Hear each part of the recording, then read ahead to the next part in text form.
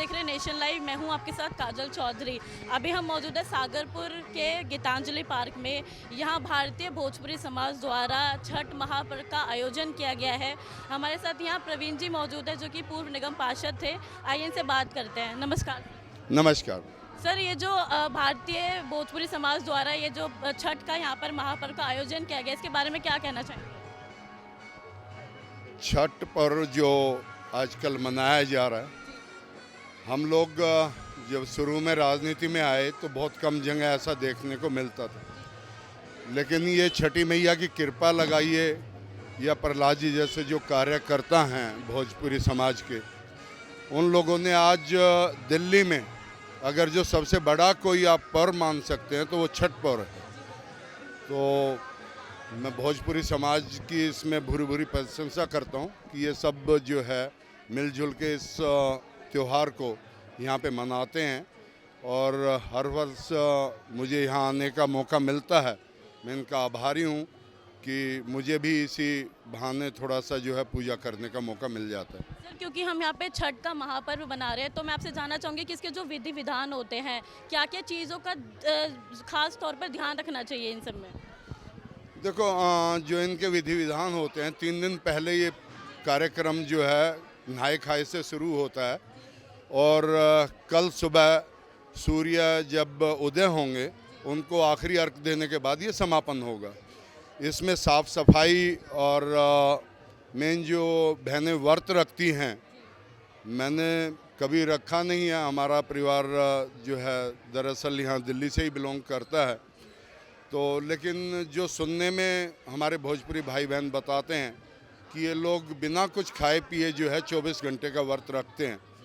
इतना बड़ा व्रत और कोई नहीं है और जिस हिसाब से जो है ये लोग तपस्या करते हैं, ये छठी मैया की कृपा ही है कि इनका वो व्रत जो है, इनकी मनोकामना उसमें पूर्ण होती है, वो व्रत फलीभूत होता है। तो मैं इस बारे में इतना ही कह सकता हूँ कि ऐसी जो तपस्या हमारी बहनें करती हैं तो ये छठी मैया की कृपा उनके आशीर्वाद से ही कर पाती हैं। साथ यहाँ पर पूर्व निगम पार्षद पूनम जिंदल जी मौजूद हैं। आइए इनसे बात करते हैं। नमस्कार मैम। नमस्कार जी, छठ की बहुत बहुत शुभकामनाएं आपको। मैम, जैसे भारतीय भोजपुरी समाज द्वारा यहाँ पर इतना बड़ा आयोजन किया गया है, क्या कहना चाहेंगे इस बारे में? ये छठ का जो पर्व है सूर्य देवता का पर्व है और यहाँ प्रत्येक वर्ष बड़ी धूमधाम से मनाया जाता है। विशेषकर प्रहलाद जी के द्वारा ये मनाया जाता है और धनंजय जी की पूरी टीम भोजपुरी समाज के द्वारा ये मिलकर बहुत अच्छा, अनेकों वर्षों से लगभग 40 सालों से ये पर्व मनाया जा रहा है। और इसमें सूर्य भगवान की देवता होती है, प्रकृति की देवी की पूजा होती है, जिसमें आप देख रहे होंगे मेरी बहनों ने वनस्पति अपने टोकरे में रख रखी है। उसमें नारियल है, कच्ची हल्दी है, फली है, मूली है और सिंगाड़े हैं, जो जो औषधि का काम करते हैं। और सूर्य ढलते सूरज को भी अर्घ देते हैं और उगते सूरज को भी नमन करते हैं। सर, मैं आपसे जानना चाहूँगी कि छठ को महापर्व बोला जाता है, तो इसके पीछे का क्या महत्व क्या होता है? छठ मैया का जो महत्व है, आप सभी शायद जानते होंगे कि भगवानों में एक भगवान ऐसा है जिनके आप साक्षात दर्शन कर सकते हो और वो है सूर्य भगवान। तो छठ मैया का जो है सूर्य भगवान को जो है ये अपना जल चढ़ाते हैं।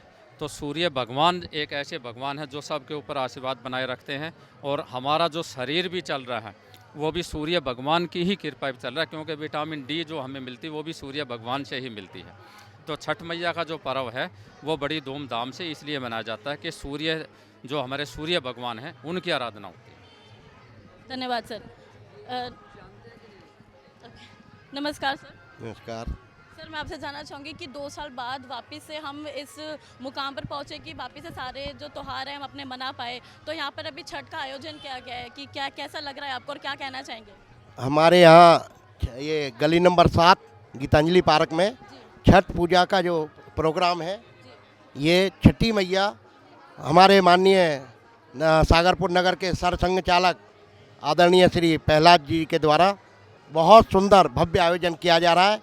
और ये मतलब द्वारका विधानसभा का ही नहीं, पूरे इस एरिया का सबसे पुराना प्रोग्राम है। लगभग 40 वर्षों से आदरणीय श्री प्रहलाद जी के द्वारा ये प्रोग्राम किया जा रहा है और इतना सुंदर प्रोग्राम आज तो गली गली और महत्व, क्योंकि भगवान सूर्यदेव का व्रत है और माँ छठी मैया की सबसे बड़ी विशेषता ये है कि माँ से जो भी मनोकामना मानी जाती है, क्योंकि ये हमारे जितनी भी हिंदू संस्कृति में व्रत है सबसे कठिन व्रत है।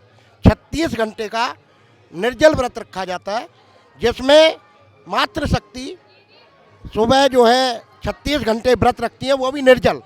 तो इतना कठिन व्रत हमारे हिंदू धर्म में कोई भी इतना कठिन व्रत नहीं है कि जो निर्जला रखा जा सके। और हमारे बीच में आदरणीय मतलब दिल्ली प्रांत के आरएसएस के गौ सेवा के संयोजक आदरणीय श्री ब्रजेश जी भी हमारे बीच में हैं, उनका भी हम हार्दिक अभिनंदन करते हैं। और ये भव्य प्रोग्राम, क्योंकि हमारे इसमें हमारे जो ये प्रहलाद जी हैं उनकी जो टीम है उनके द्वारा इतना सुंदर आयोजन और पूरे जो इनके स्वयं सेवक हैं वो इतने कर्मठ हैं और इतनी पब्लिक को मतलब इनका जहाँ भी प्रोग्राम होता है और सभी भक्ति भावना से तन मन धन सब कुछ है और पूरे एरिया में जितना भी ये प्रोग्राम होता है, आज हमारी विधानसभा क्या दिल्ली पूरे राष्ट्र अब तो पूरे संसार में छठी मैया और ये गुणगान माँ छठी मैया का बढ़ता जाएगा, क्योंकि प्रकृति का पर्व है, भगवान भास्कर का पर्व है। तो इसलिए छठी मैया की सभी को बहुत बहुत शुभकामनाएं। मैं इस अवसर पर यही कहना चाहूँगा। हमारे साथ ब्रिजेश जी मौजूद हैं जो कि गौ सेवा संयोजक के राष्ट्र हैं। आइए इनसे बात करते हैं। नमस्कार सर। नमस्कार जी। सर, ये जो छठ यहाँ पर हम मना रहे हैं तो इसके बारे में बताइए कि जो भारतीय भोजपुरी समाज की ओर से यहाँ पर जो छठ मनाई जा रही है इसके बारे में क्या कुछ कहना चाहेंगे? आपको बहुत बहुत धन्यवाद। अब ये छठ महापर्व केवल भोजपुरी समाज का नहीं रहा, पूरे समस्त समाज का हो गया है और एक ये सामाजिक समरसता का प्रतीक है। इसको पूरा समाज मना रहा है, इसे कोई एक जात बिरादरी का नहीं है। इसमें जो छोटा व्यक्ति है, छोटा परिवार है, वो भी मना रहा है, बड़ा है वो भी मना रहा है। और केवल बिहार से शुरू हुआ, लेकिन बिहार भी जी नहीं, अब पूरा दिल्ली मना रहा है, पूरा भारत मना रहा है, पूरा विश्व मना रहा है।